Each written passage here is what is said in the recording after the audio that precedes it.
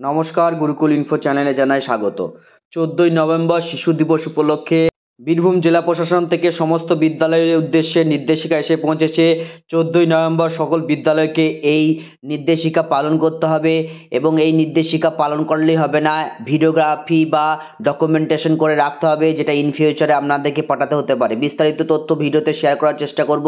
তার আগে চ্যানেলে যারা নতুন তাদের বিশেষ অনুরোধ, চ্যানেলটি সাবস্ক্রাইব করে পাশে থাকবেন এবং বেল বাটনটা অবশ্যই প্রেস করে দেবেন। দেখুন, একদম আমরা মেন পর্বে চলে যাচ্ছি। গত 12/11/24 একটি অর্ডার এসেছে সমস্ত ব্লক ডেভেলপমেন্ট অফিসার, তার সঙ্গে একদম district director of school, secondary এবং প্রাইমারির উদ্দেশ্যে। কি বলা হয়েছে? অর্গানাইজেশনস অফ তিথিভোজন অন 14ই নভেম্বর 2024। আপনারা জানেন যে পশ্চিমবঙ্গে তিথিভোজন নামে একটি প্রকল্প মিড ডে মিলের চালু হয়েছে। সেই সংক্রান্ত একটি নির্দেশিকা কি বলা হয়েছে? With reference to the subject cited above, you are requested to organize Tithi Bhojan in all the primary and upper primary school in your jurisdictions on 14ই নভেম্বর 2024।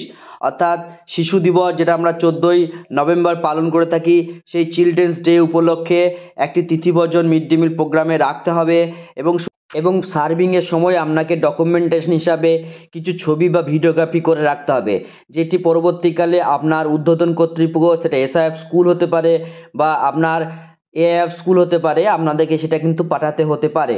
যাই হোক, 14ই নভেম্বর কিন্তু তিথিভোজন সকলে পালন করুন এবং সেই সংক্রান্ত যে অর্ডার বা নির্দেশিকা এসে পৌঁছেছে সেটিকে অবশ্যই মেনে চলুন।